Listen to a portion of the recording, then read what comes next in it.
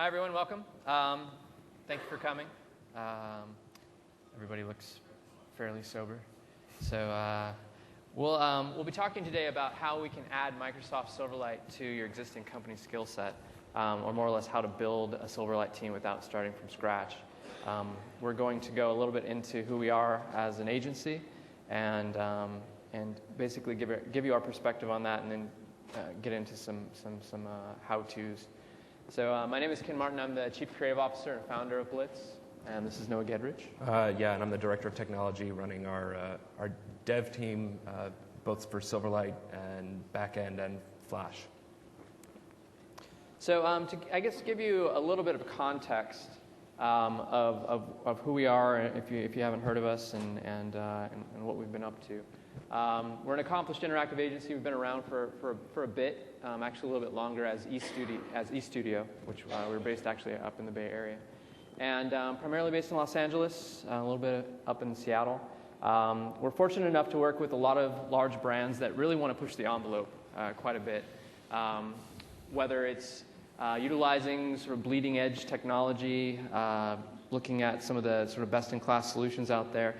It seems like a lot of what we're challenged with is the never been done before, and so that we've kind of formed an addiction to the new, and in that it's created an environment where cross-training is very essential, to be able to have the right sort of mentality and the right sort of mindset to and the curiosity to dive into new platforms, new technologies, and begin to associate. Okay, I'm used to this way of doing things. How can I immediately jump into this type of environment and begin to accomplish the same sort of experience and sort of fidelity? So this being Friday, and this being Friday morning, we decided to also throw in our quick little demo reel. It's kind of loud, so hopefully it'll wake somebody up. And really wanted to show you the type of work we're doing on a day-to-day. And then as we get into the example that we brought today, that specifically Silverlight 2 for Guitar Hero, you can begin to see kind of the goal of where we're trying to go with Silverlight in creating sort of parity between those two. So hopefully this isn't too loud.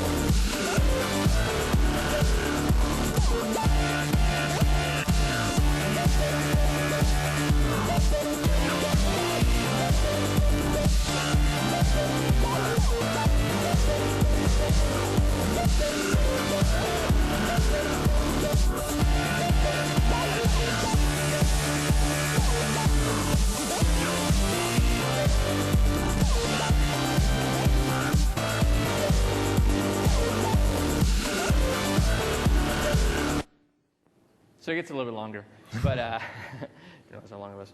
So, so you can kind of get a general idea of at least the level of immersion, the level of interconnectivity to dynamic data sources, all kinds of new types of interactions.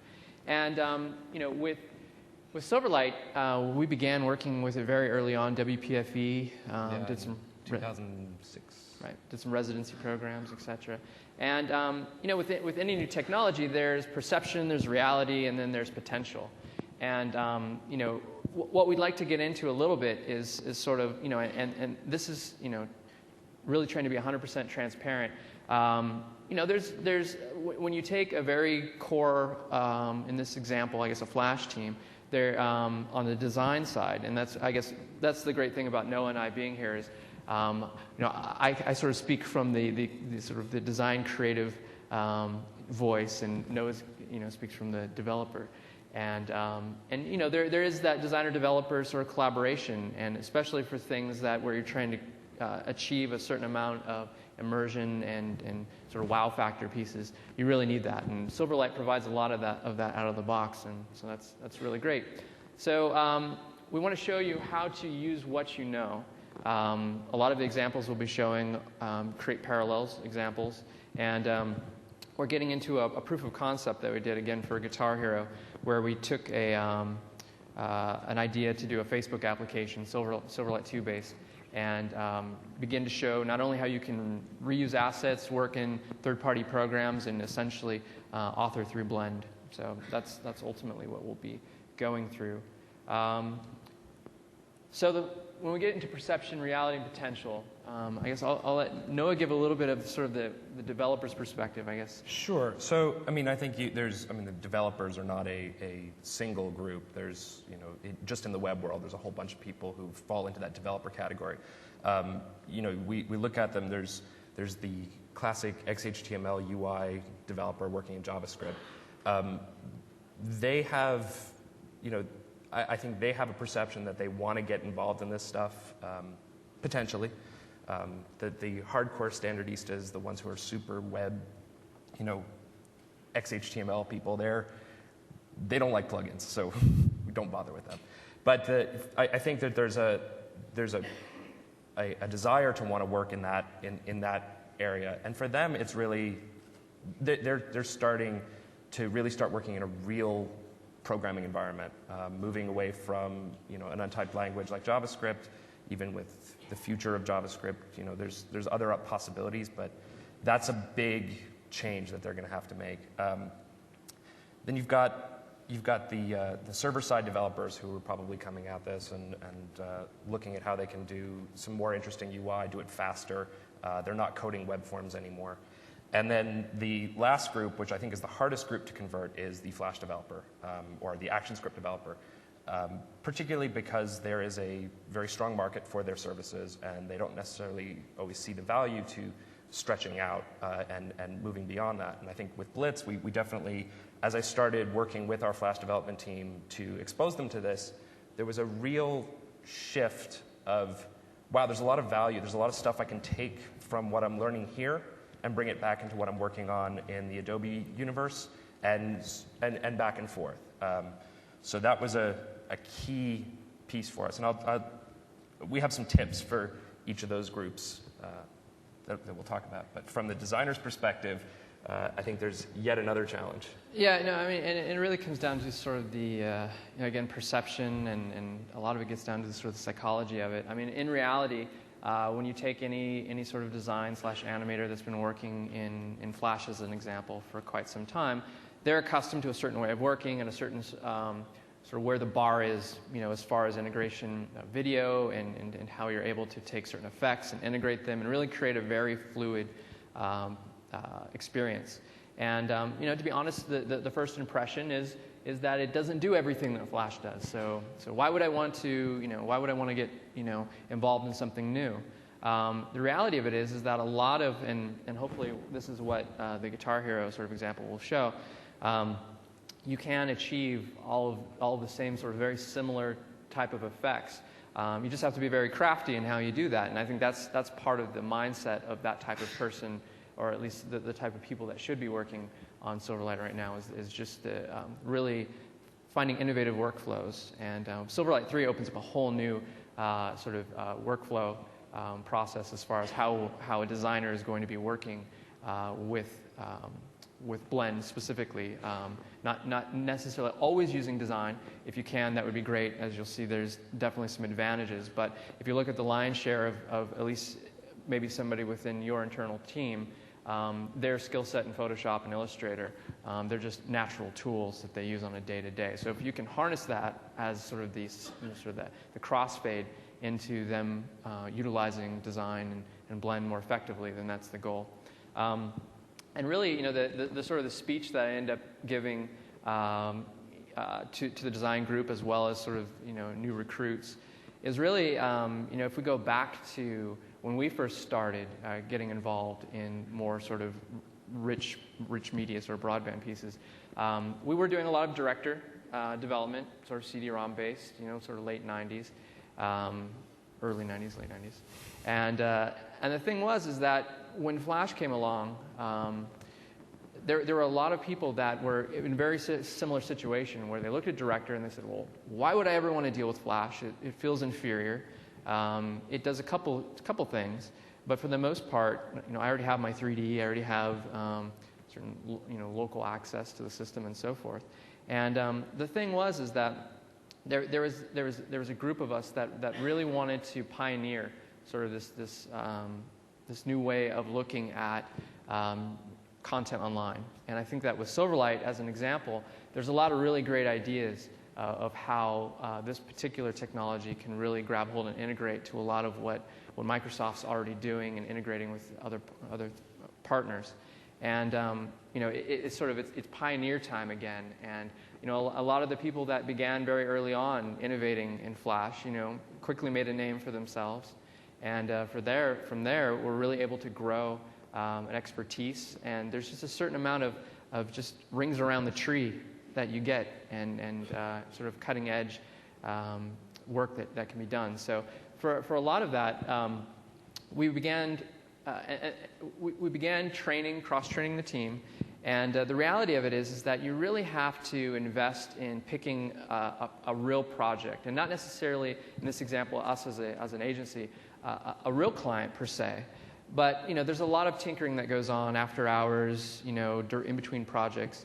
And the thing is that what we've found is the best way of really getting a team started is to come up with a theoretical project, assign a real project manager to it, put together a real project schedule, and be able to invest the time for the team to really cut their teeth on something that has a deadline.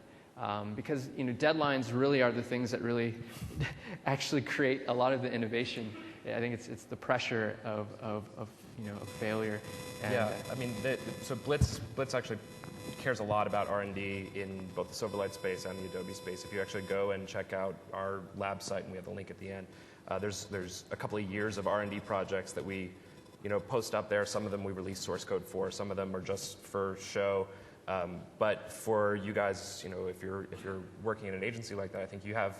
It's a great opportunity to showcase what you can do without the constraints of what your clients necessarily want you to do, and that's actually been a great driver for us, over time to put something up there and somebody looks at it and goes, well, I didn't know you could do that, and then we get the phone call that says, well, I want to do that, I want that on my side, I want a project like that. So, for us, it was early 3D work in Flash, in Paper Vision. We had a couple of simple demos, but they really drove people to want to come seek us out. And I think that also helped us with Microsoft saying, well, we want you guys, working in Silverlight as well, because we want to see that same level. So. Yeah. And when it comes down to it, I mean, a lot of especially on the design staff, a lot of it's about portfolio. A lot of it is about, what you've done and being able to share it with the community. And personally, I think things like Silverlight, especially Silverlight, with the amount of effort and just the ingenuity that's going into a lot of aspects of it, there's a very easy way of getting showcased. And Microsoft has been very, very good about learning, or I guess I should say taking advice, very open-eared. And that's just been awesome. So moving along, really at the end of the day, the anatomy of a project, and this is one of the first things that we go through with the team, is it's still the same basic steps. Yeah. When you look at the ideation, user experience, getting into design, obviously with design and breakup and integration and development, that's where essentially some of the key differences happen. So. Yeah, so there are if you're coming from the Adobe world, breakup and integration, they're doing a lot of work to smooth out that process. Certainly, Blend 3 kind of takes some of what we're talking about now, which will be very helpful for you if you're working in Silverlight 2, but as you move forward, Blend 3 is kind of the next progression of that, and really is some slick stuff, and I want to play with it. So one of the things that we also wanted to do with this presentation, sort of after the fact, is to be able to have enough tips and items in here to where if you were to take this deck back and have an internal team that's just getting started with Silverlight to take a look at some of these things, hopefully it acts as a tool that can help sort of aid that quest. So just a couple quick things, and some of these from a 101 standpoint might be fairly obvious to some and maybe not to others. But one of the first things we walk the design staff through are the essential differences and how they need to begin to work headed towards a Silverlight development deployment. On the effects side, which always comes up, how can I achieve this effect? How can I create basically what I'm used to creating in other applications? And some simple things, really with filter-based items right now, at least in Silverlight 2, some of the most effective things is really just pings at this point, going in and creating frame sequences. And we wrote a custom little... a little custom control for playing back ping sequences that I'll show at the end, and hopefully we'll have up on our lab site next week. But yeah, useful for if you're animating a filtered effect from Photoshop. Yeah, it's sort of the starting point where you're saying to a designer, okay, you're targeting Silverlight, and great, you want to work in Photoshop. That's the tool you move fastest in, so that's great. But if you're targeting Silverlight, these are the things you need to start thinking about before you start pushing pixels. Right. Because if you make the wrong choices early on, you're going to get stuck, and if you make the right choices, your life's going to be really simple.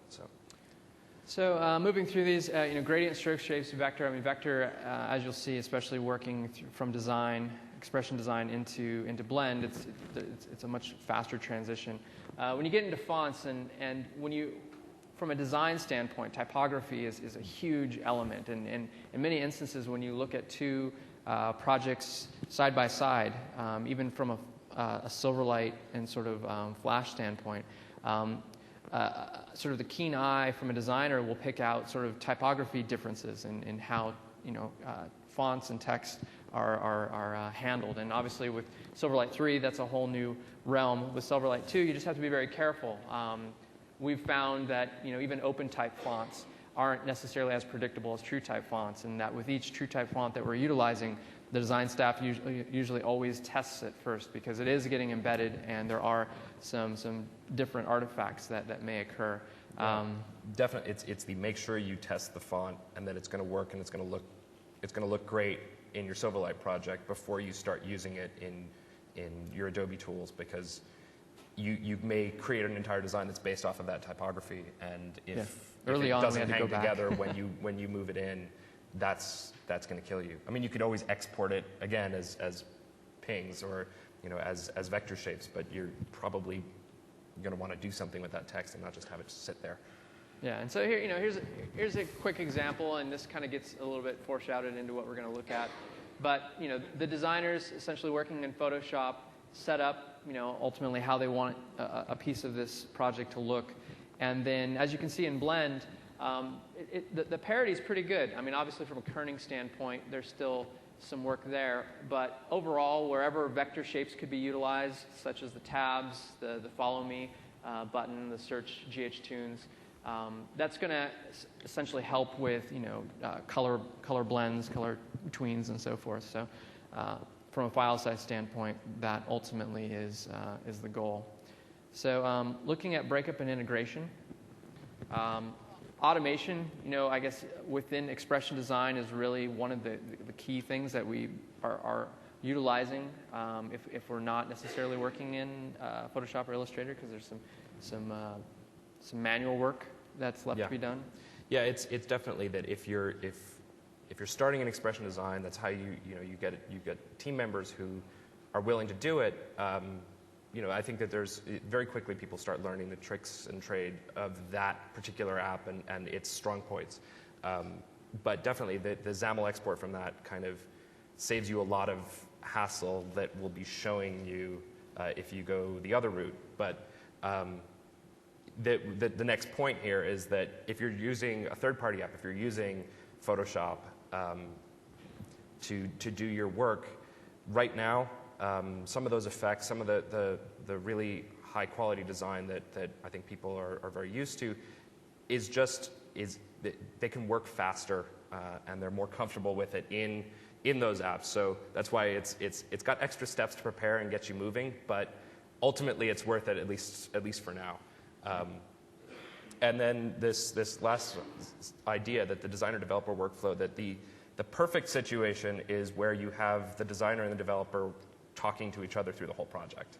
That they've planned it out, they've collaborated, they have a plan for what they're going to do throughout the project. Instead of saying it's going to design, when it comes out of design, somebody else will break it up and put it into an app. That it's really it's got to be in that mindset. And then as we're doing it, our breakup process, we actually start building out that template or wireframe of it in Blend, so that everybody kind of agrees to how things are named, how things are going to be used, and then just working from there. And that, one of the really great parts about it is the fact that XAML's text-based.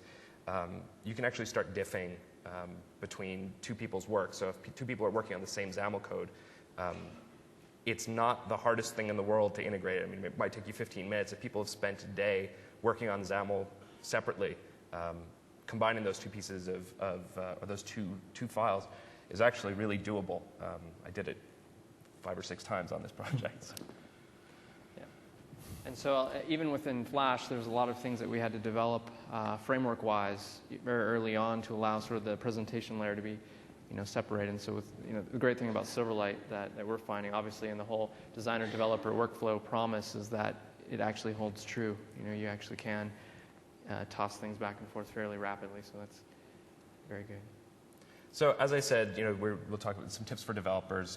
For XHTML devs, what's great about them in this context is that they're already really used to optimization for the web.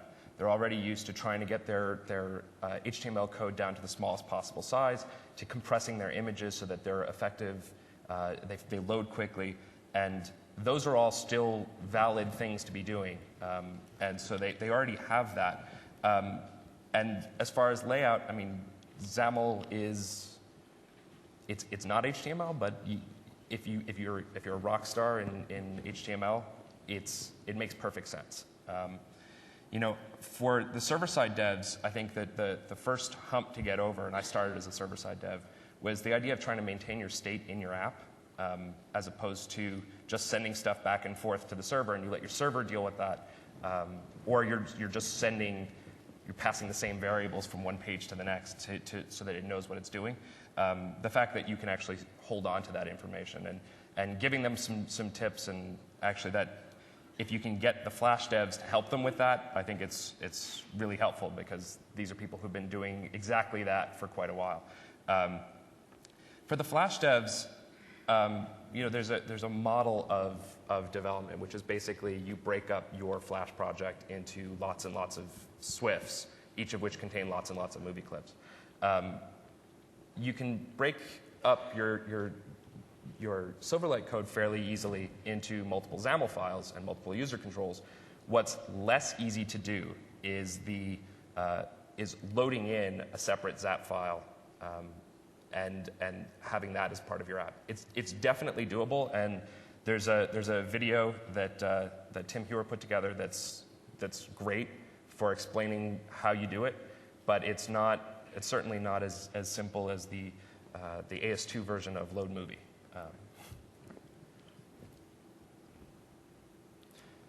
So yeah, coming back to that, XAML files are like movie clips, or user controls are like movie clips. The difference here, and this is again getting your animators and designers to understand, making analogies for them. So they're like movie clips, but there's more than one timeline for any given movie clip. You don't move across. You don't move from one starting point to the end. You can set multiple starting points, multiple animations for any given control. The other one is that the timeline is a little bit like Flash, but really more like After Effects. So if they have people who've been working in After Effects, it's actually it's kind of a relief. It's time-based instead of frame-based, which is helpful. But beyond that, every single parameter that's being animated is given its own line that can be expanded, and you can see what's going on. So I think I mean, I'm not an animator, but yeah. No, I mean, we in a couple of examples where we sat down, a couple of our After Effects animators, and essentially showed them the tools, it was very familiar. I mean, again, I think it comes down to creating planned projects for specific skill sets and getting them past some of the sort of the new learnings that have to happen in order to make that effective. So even from a mask standpoint. Yeah, so masking is something that, particularly on the Flash side, it's used constantly. Everybody's always masking everything.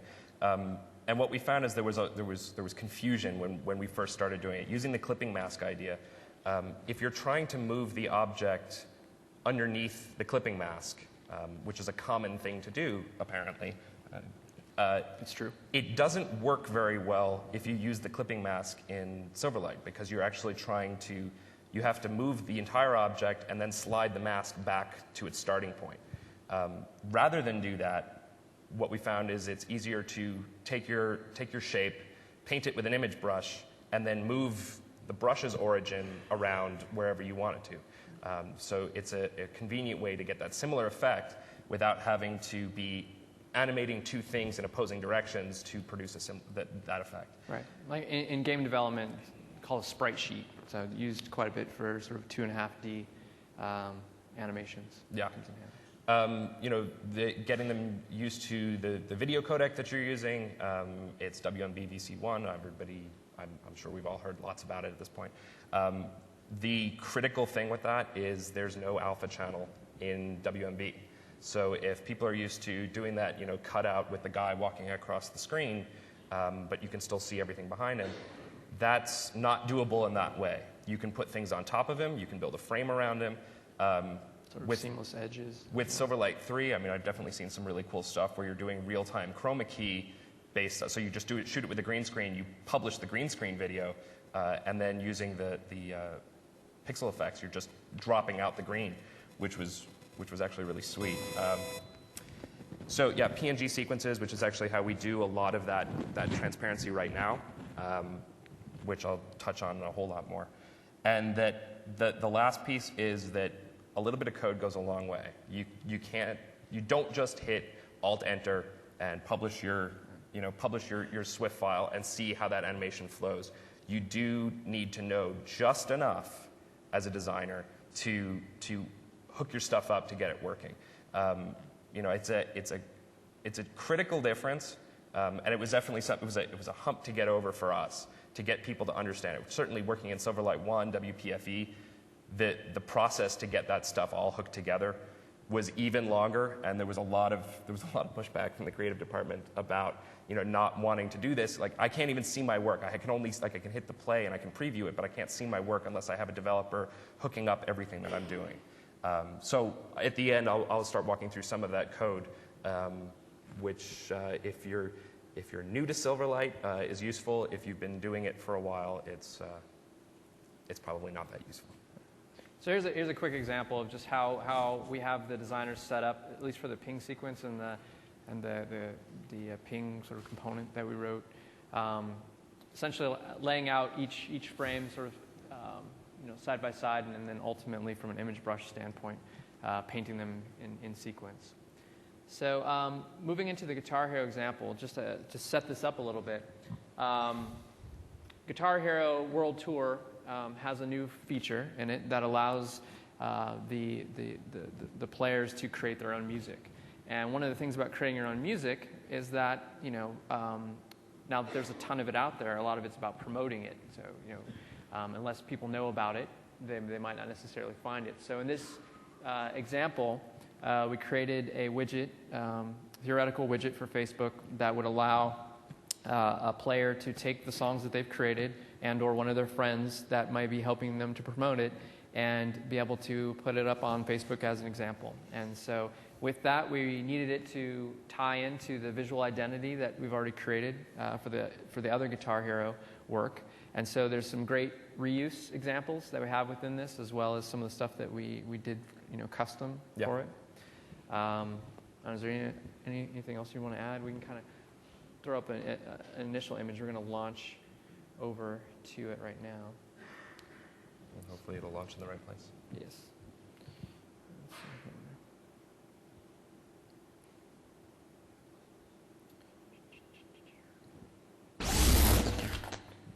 You refresh it? Yeah. The entire.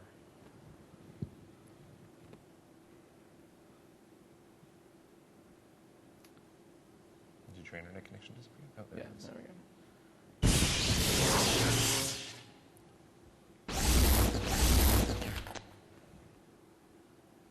So here's an example. Essentially, it allows a user to pick their top picks of the songs that they are promoting. There's My Tracks, where you could go in and take a look at the songs that that particular player had created, leave comments, rate, not do that. Oops.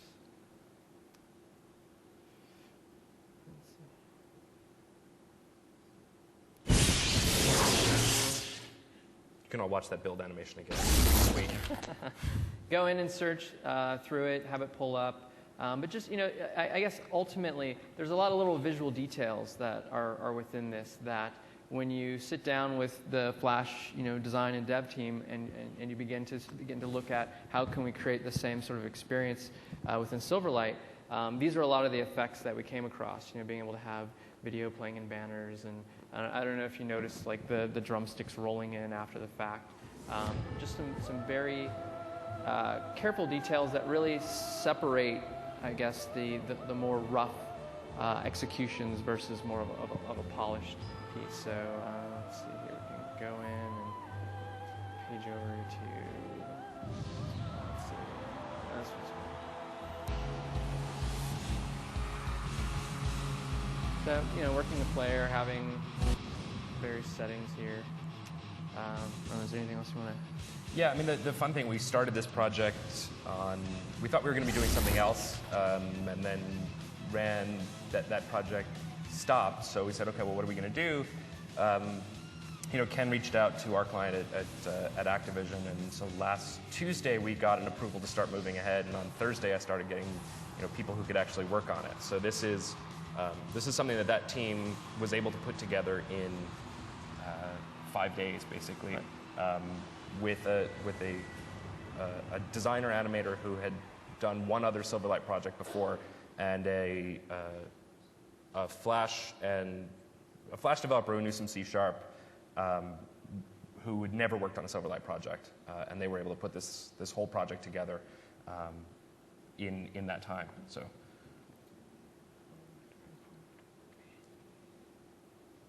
So in kind of deconstructing a little bit, I guess the first thing that we needed to tackle was how could we begin to reuse some existing content. Yeah, so Blitz handles the entire Guitar Hero franchise right now. We've done the Guitar Hero World Tour site, the Guitar Hero Hub site, and the Guitar Hero Metallica site in the last couple of months. So we have all of this creative content that we could start working from without having to do an entire fresh design. One of the interesting tools that I actually came across, I knew about it and forgot about it and then came across it again at the end of this project, was Swift to XAML, which produces some very large XAML code, but what it does a really good job of is exporting all of the sprites and all of the PNG assets from Flash, because Flash doesn't make that easy to do.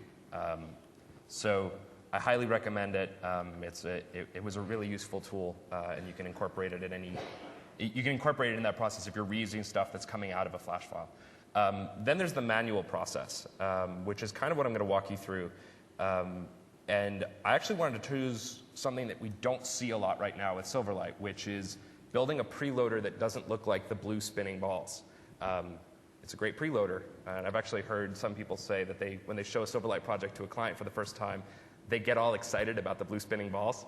But from my perspective, we're used to building out our own custom preloaders, and you can build your preloaders as Zap preloaders. So you actually have a Silverlight 2 piece that's loading in additional content. And as I touched on, it's a little more complicated than doing it in Flash, but there's also the ability to skin the initial preloader and get rid of that little blue ball thing. So what we did here is we started in Flash, and we took out that preloader, and you saw it really quickly. If we clear your cache and start over, you can see the full build of it. But we had this whole preloader, and so what we did was we selected all of those pieces, and then you take that, select it, and go to save image as in Photoshop or in Flash, and you choose the Illustrator format. What's interesting is that it only exports to Illustrator 6. And oddly, Expression Design doesn't support Illustrator 6 format. So the next step is, in fact, to open it in Illustrator. And so what you'll see here is that it exported it, but the PNGs that were in there, the bitmap images, didn't get exported cleanly. They got exported with a background on. So this is actually where the tool that Mike Swanson built comes in very handy, because it'll export all of them the way you want them. So leave them this way for now, and then you can take all of that other stuff that was exported. Or you can actually click on each image and say save as PNG from within Flash. But that's slower and more frustrating. So at this point, you just copy all the stuff in Illustrator. You've opened it up. You don't have to do anything else. You just select everything and Control-C, copy it. And then you can move into Expression Design, where you basically just paste it in. It's pretty cool that it all works out and all of your paths come in the way they're supposed to. There were a couple of weird things from our side of things as we were doing it, that because there's a little, what would you call it, like a glass effect on top of that gauge. That glass effect was originally done as a PNG even in the Flash version instead of vector. And because of that, when we brought it in, now you couldn't see anything that was underneath it because it had this effect on it and it had a black background. But so you can take that and then export a XAML from within Expression Design. This is what, it produces some really good-looking, sexy XAML code if you're a nerd like me. Making sure that you're doing it for Silverlight Canvas. And it does a lot of this stuff for you, and it'll actually save out all of those images as their own PNGs, but you're gonna replace those because they're all wrong. So when you bring it into Blend, particularly when you're dealing with a splash screen, they don't live in your Silverlight project. This actually lives inside the web project, because it's something that's loaded before your Silverlight project is loaded. And because of that, so you've got all these relative paths, but everything's going to be broken when you first open that XAML file up inside Blend. But what you can do is you fix all the PNG paths by basically just going and finding them, pointing them in the right place. And then the last step is now you actually go back and you replace all those PNGs with the original stuff that was exported from the Mike Swanson tool. And you can do that by just clicking on it, changing the path to the image, and saying use this image instead. And everything kind of comes together. Then you have to take your vector shapes and start naming them and using them effectively. So what we needed to do in this case is we had to give that little circle, the text area in there, a name so that we could start referencing it, and we had to give the needle a name so we could start referencing it. Everything else could be unnamed. And actually the light bulbs that come on that aren't showing up here, but those light bulbs all just got a name, light bulb 1 through 6. And then you have this, and I guess everybody can read it. There's this splash screen source parameter that goes into your object code or your embed code. And so you just point that to where your XAML file is, and then you can give it this on source download progress changed parameter as well, which just points to a JavaScript method or JavaScript function of what to do every time the progress is updated. And so in this case, we just named it on source download progress changed. And the code for that just looks like this. And this is what I actually did this, and it's probably not great, but I'm happy that I spent some time doing Silverlight 1 code because you got to do this in Silverlight 1. But basically saying we get our XAML control, we find the XAML control, then we look for that text counter and the gauge needle, or the gauge needle angle. And what we can do is we can start modifying that. So you have to get what the current progress level is.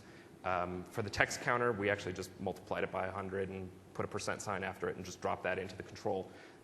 For the gauge needle angle, so there's the gauge, so the gauge needle angle dot angle, which is the property of the gauge's rotation transform. But basically said, well, we don't want to start all the way at 0, so 25, and then the current progress times 125 because we don't want to pin the needle on either end. And then just to get all the bulbs to light up, saying if the current progress is here, make this one visible. This could have been done a whole lot cleaner, a whole lot sexier, but this was the fast way. But I'd actually love to see people start doing this again for Silverlight work, to see them start doing preloaders, because honestly, it's in some cases you see that same preloader that everybody's using, and it kind of loses that differentiation point right off the bat. You don't feel like you've got something that's new that nobody's ever seen before. And granted, in this case, we're using something that everybody had seen before because we were using it on the Guitar Hero Hub. But we were able to do all of that porting of code in over the course of 2 hours or so. I mean, even from a client standpoint, I mean, they want the technology to be somewhat transparent. And so whenever there's an opportunity to create a custom sort of extension of experience, it's helped us quite a bit even in selling with certain clients and utilizing new technology. As long as there's nothing that pops up that looks like the competitors. Yeah. So actually, before we switch over, I would like to clear the cache and actually show the full build process again, because if we can do that. All right. Make this thing. Let's see here. Because I'm going to start walking through some of these sort of the code, the little bits of code that your designers are probably going to want to know about just to be able to get moving. And actually, Robbie, who's right there, did a really great session on this last year with some great code snippets that's still available, the Nerd Plus Art one. And I hope I didn't rip him off too much. But. All right, let's see. So this is being pulled live, which is usually a no-no. But we'll hopefully see.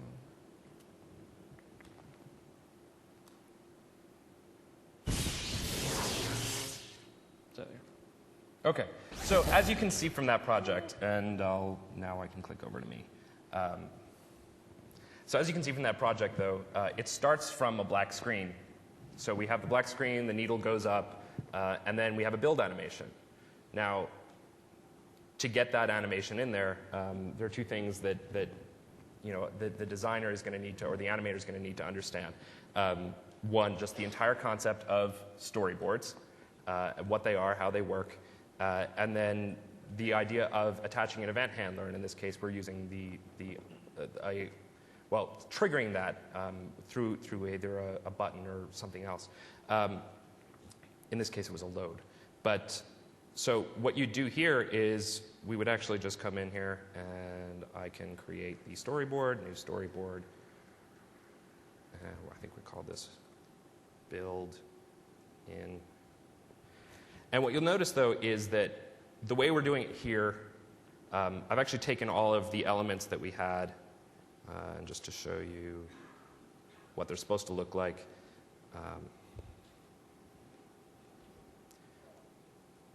Well, there's something on top of it. But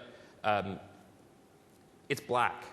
To get from the starting point to where you want to go, you have to start at that starting point if you're just using a storyboard.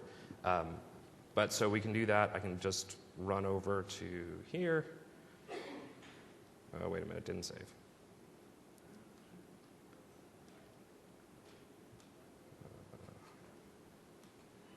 Save it.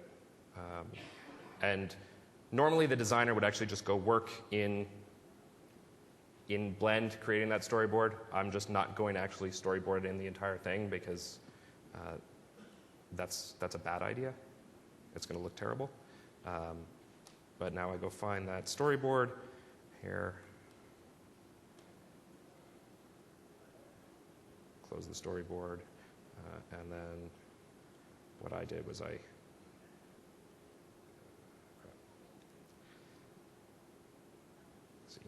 build in storyboard. And just drop that in. Save that. And then go back over to Blend, and it'll update. This is another great thing, just the fact that it knows what's going on, and it'll actually let me jump back and forth between the two apps. And when I change a file in one place, it's simple, but it's the kind of thing that if you're making that jump back and forth, it's quite nice. But now you can see I actually have that built-in storyboard,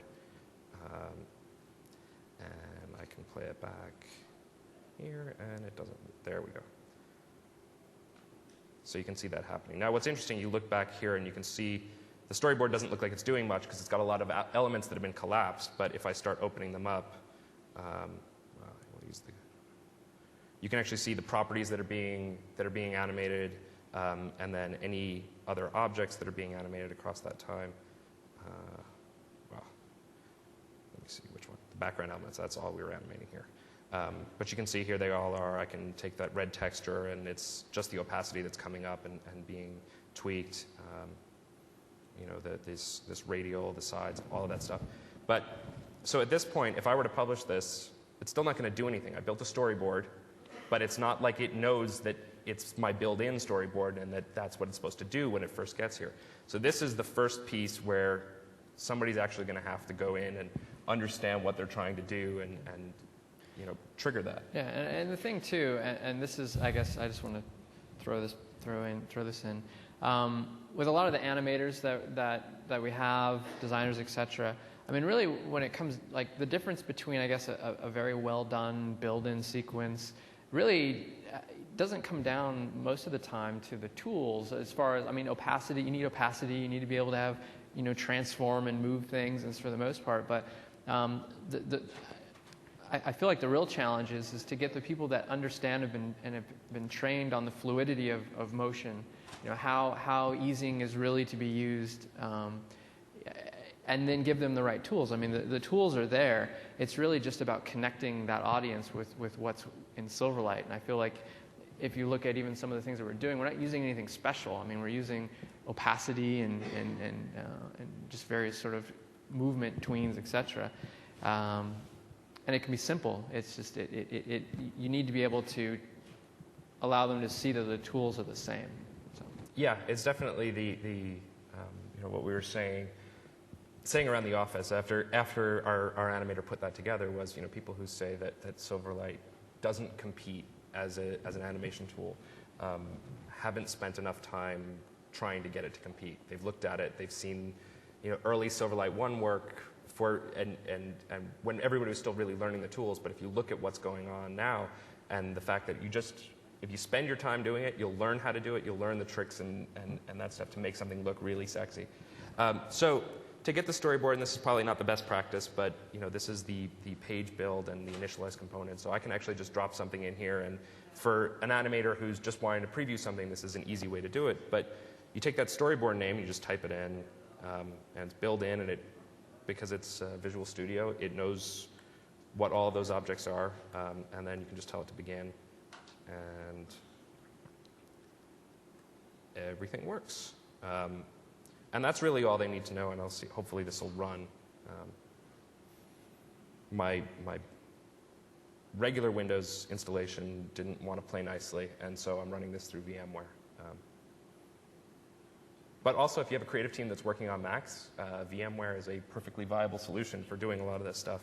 That was actually how our animator did, I would say, 95% of the work, and then just checked it out on a PC just to see how it would go. This will go. It's not going to be that exciting either. It doesn't even build in the whole thing. It's just built into it. But you can see, I mean, even just, I mean, some of the design staff and the animators got a little intimidated that they need to know a little bit of code. But once they saw the code that they had to use, I think they were proud of it.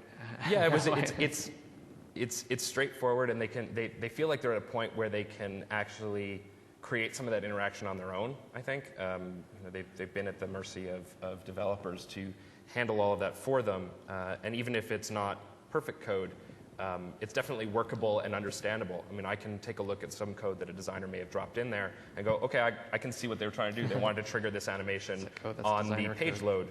Well, I should probably move that out into a separate loaded event and work with that. All right. Well, this is moving quite slowly now. So, and there it is.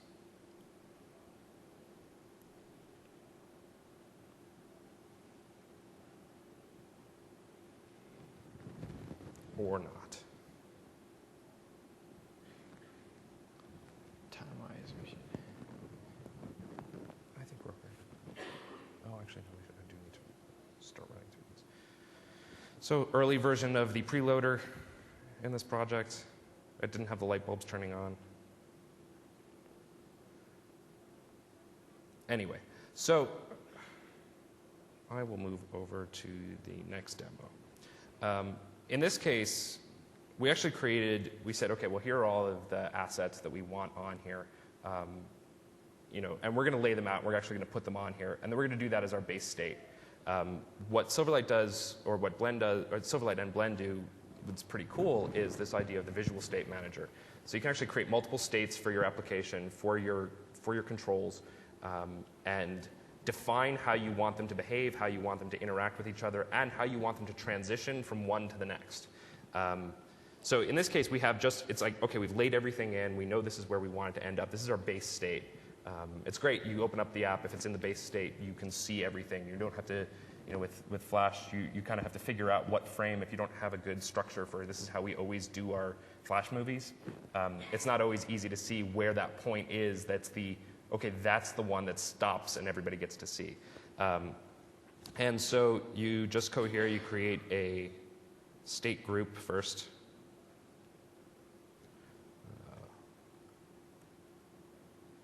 State group. I misspelled that, but it doesn't matter. And then you add a state to that. We're going to call this loaded state. Now, what's interesting with the loaded state is I could actually just go ahead and create a different state right now, just move things around. I don't have to create storyboards around it. I could just move all the pieces and put them wherever I want it. And what will happen is it'll take this time value and it'll just tween them between those two states. If I don't put any time in there, it'll actually just snap them. So if you want to build something that just feels really zippy and snappy and it doesn't need to have a rich transition from one state to the next, you're all set, and you can start building out multiple states of your app at that point. But if you want to do something cooler, like our build animation, you come here. It actually hides the storyboard because it's not that you would want to do this immediately. I'm going to just put something in here so that I can see it. So I can see the storyboard.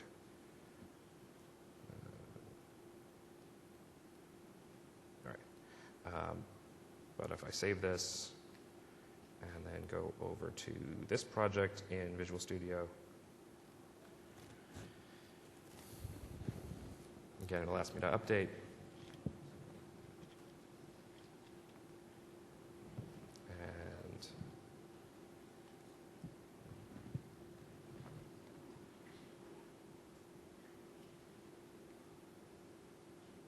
And so here's my loaded state, and that storyboard that I just created that had almost nothing in it, which I'm going to delete. And again, I pre-canned it.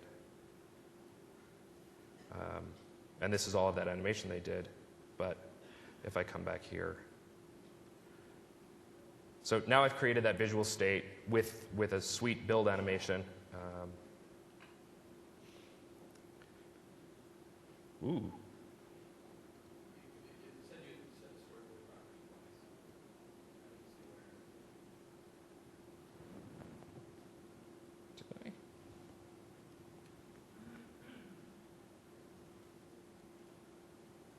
Oh no, I think I didn't create the storyboard name.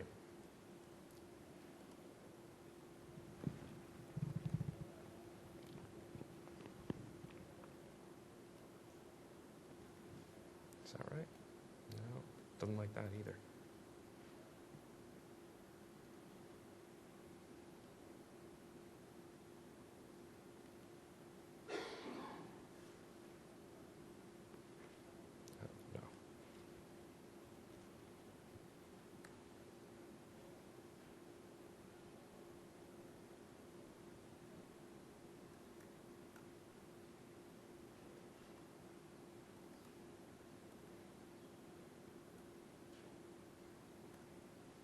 Create that there.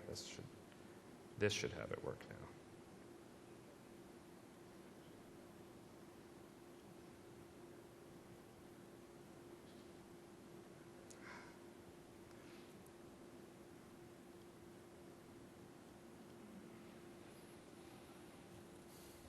There we go. So now I have my loaded state, which starts from this 0 point, and I can transition it in. And it plays back kind of slowly over here. But to get that moving in, so instead of just being able to trigger the animation using this build underscore end up again, just triggering the storyboard, which I could, but it would defeat the point. If I've given that storyboard a name, I can just trigger it that way. Is it this one? Where's demo 2? Demo 2. Instead, I go over here. And I've actually already put this in, but I've got I've commented out my build in, and just to show you what we're doing, it's the visual state manager .go to state, which is pretty straightforward. Just letting them know it's this control that we're doing it on. What's the name of the state that we're going to, and we're calling it the loaded state. And then this use transitions is interesting because if I set it to, and I hope I get this right, if I set it to true, it will use the storyboard that I created. If I set it to false, it will use that time-based snapping to the end state.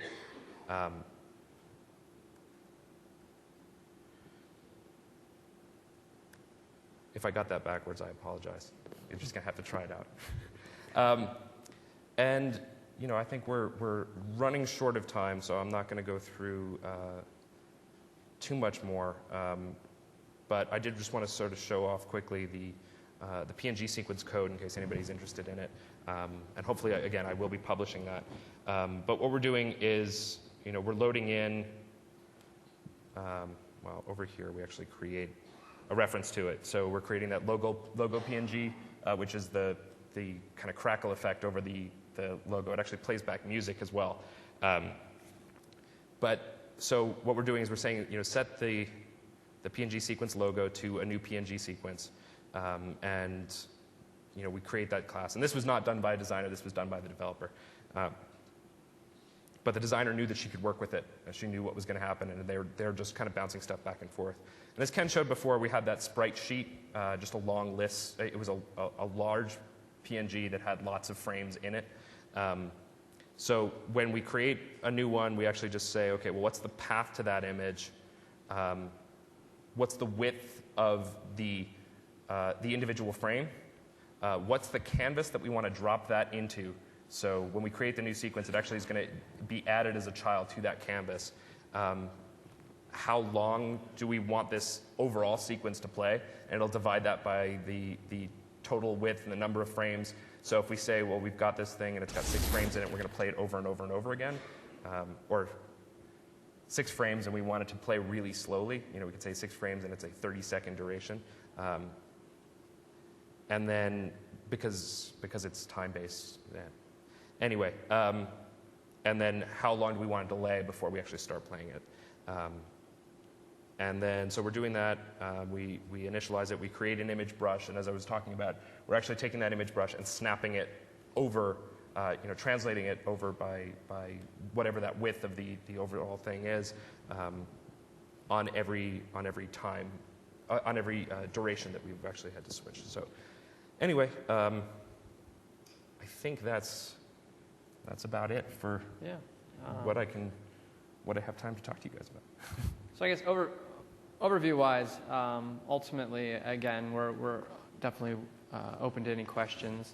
I think that with taking sort of and migrating a team, there's always sort of a team dynamic there, and it's an exciting time to be able to be developing these type of experiences, and I think that there's a lot of shared learning that has occurred between even just down to subtle details like being able to customize preloaders. I mean, these are the subtle things that, at least in our day-to-day, that we need to be able to do. And so we're constantly going to be innovating, I guess, on being able to take that, again, Blend 3 and Silverlight 3, from an import standpoint. It's going to open up a whole new thing for us. So thank you, guys. Open to any questions you guys might have. And do cool work, because the cooler the work is that's out there, the easier it is for us to keep doing more of it. That if people are out there and all they see are as good as they are, the demo apps that are up on Silverlight.net, convincing people to use Silverlight is tough. But if people are pushing the edges and trying to figure out how far they can go before it breaks, that's where there's a lot of room for innovation, and we're excited to see what everybody else is coming up with. Thank you.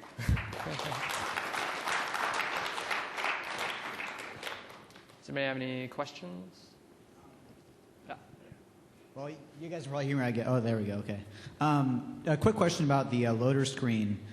We can't write any managed code that runs for that XAML that you define, right? Because the Silverlight basically hasn't loaded at that time. It's just JavaScript that we can use. I'm not certain. I think it's. Can you actually write a Zap that will? Yeah, you can write a Zap that will load an external assembly or an external Zap. The problem with using that as a preloader is that you already get the preloader for that one, so you get a little preloader on top of your preloader. Yeah. So what you need to do is link that one to a blank XAML file, and then have your preloader in that.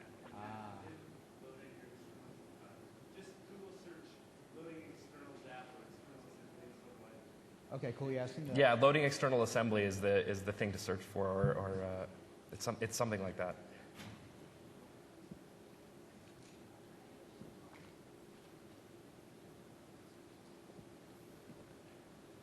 Cool.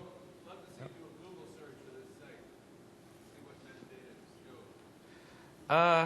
We've been told Silverlight has enough metadata to Google.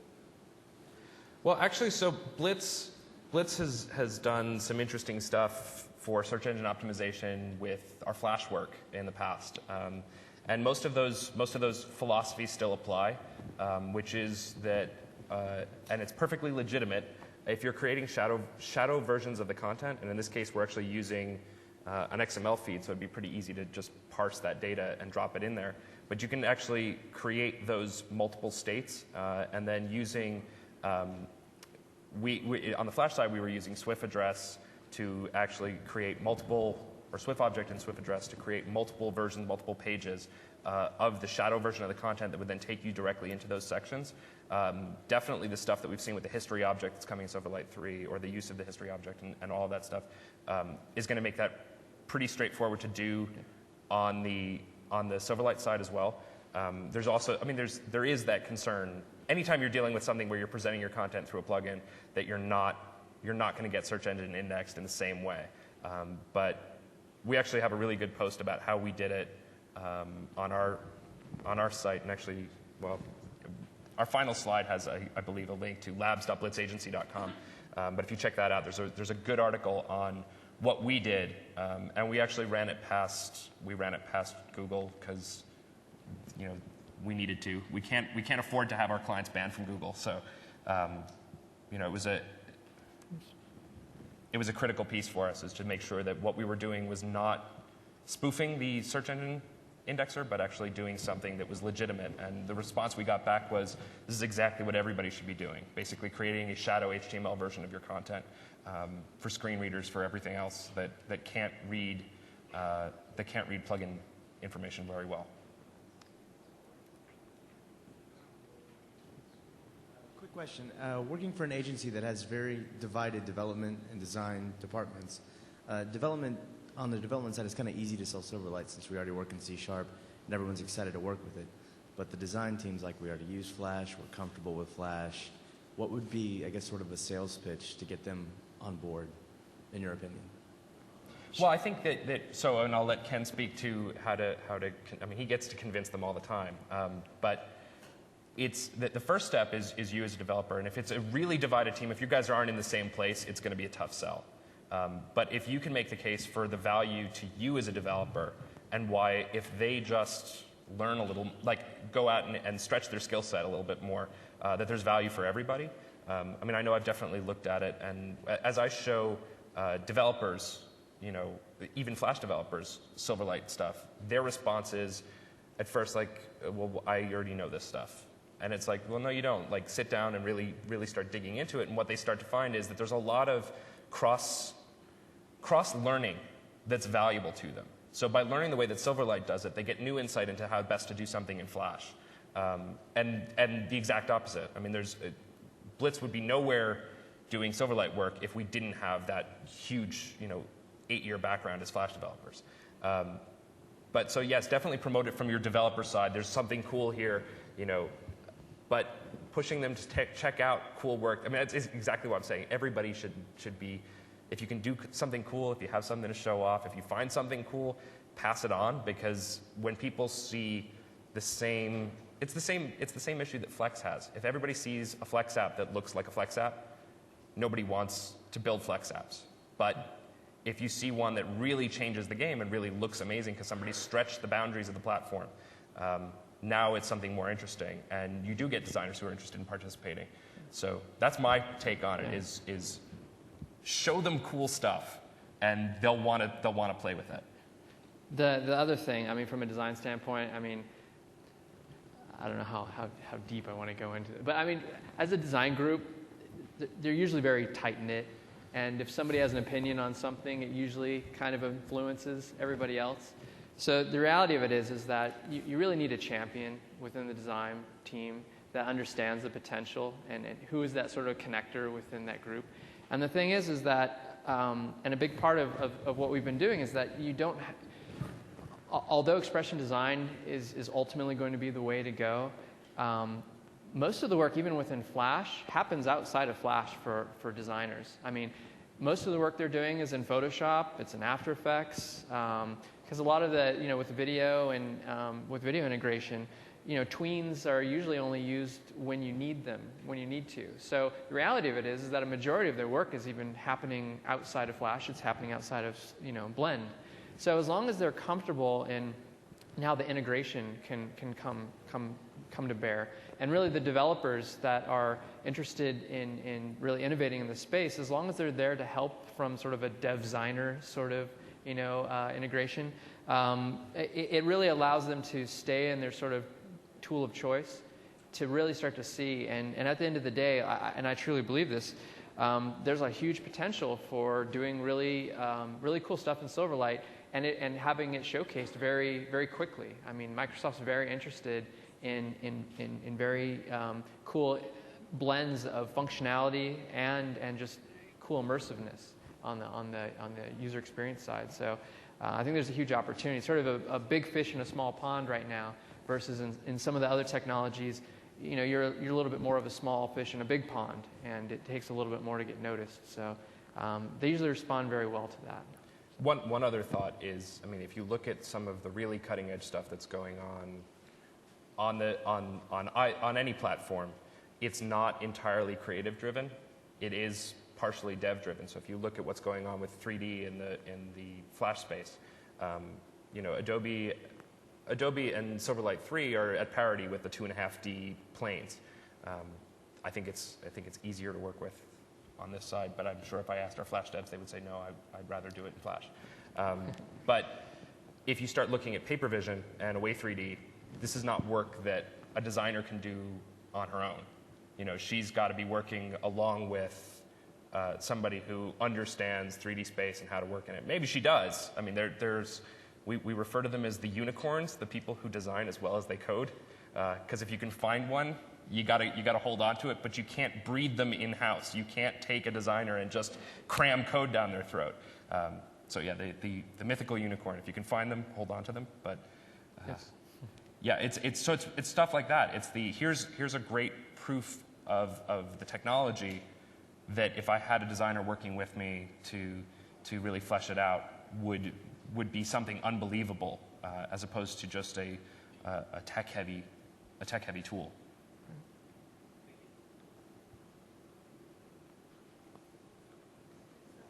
I assume you have both Flash designers and Silverlight designers in-house at the moment. So how do you decide if you get a new project? How do you decide whether it's going to be built in Flash or in Silverlight? Is there any special aspect that you rather build in Silverlight? It's dependent on our client. I would love to tell you that on every given project, Blitz is the sole decider as to the technology solution that we provide to our client. What is more often the case is that the client says, I want a Flash site.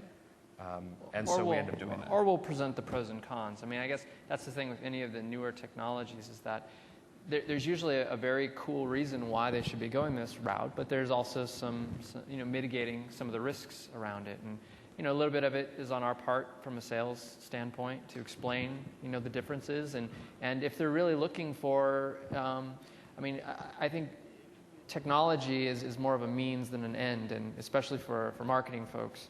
And so as long as if it can create a new type of disruption in what they're trying to get their message across, or if it's a form of sort of utility, then they're very interested, especially on the video front when it comes to Silverlight. If it's something that they need to make sure that a lot of people can see it effortlessly, and they need it done, and they expect a certain amount of engagement, then to be honest, at this point in time, it's a little bit of an uphill battle because of it being a new plugin. So as Noah said, it really comes down to the client making the call. As an agency, we're always showing the options, and if there's a strong reason to use Silverlight, we're very vocal about it. But at the end of the day, if there's something that Flash might end up being a better solution, at least right now in the short term, our job is to guide the client that way. As far as internal goes, we're always trying to utilize new technologies to cut our teeth sort of on our own time. And so in that, we'll choose, a lot of the internal R&D, we might steer more Silverlight just to be able to have more examples. But the key difference is, I guess, is that there's another party involved with the client, and we have to let them ultimately make the decision. So, okay, did that answer your question? Yes, thanks. I need to come in front of you. Just as a follow-up to that, would you feel there are certain factors or maybe even a rubric for that comparison between Flash and Silverlight? I mean, there's like the R&D aspects and things, but if you were going to say to a client, well, they're doing this, so Silverlight would be better, or if they're doing this, maybe Flash would be better. I would answer that question by saying that Blitz works directly as a vendor for Microsoft and for Adobe, and so we are limited in what we would say. There are some things there that carry across not beyond the plugin, I would say. I mean, if you're starting with an ecosystem and you're dealing with a client who's got maybe an infrastructure built on the Windows platform, historically has a giant collection of WMV video, and they're out there. That's a client that you say, well, yes, there's a little bit of an uphill battle to get adoption of the plugin, but what you're going to see in terms of the value of your infrastructure is huge. But if somebody else says, I've got an FMS, server architecture, I've already got my deals in place with my CDNs and all of that, yeah, you're going to say, okay, we'll work with Flash. So I don't have a definite answer for you. All right, thank you. That was a tough one.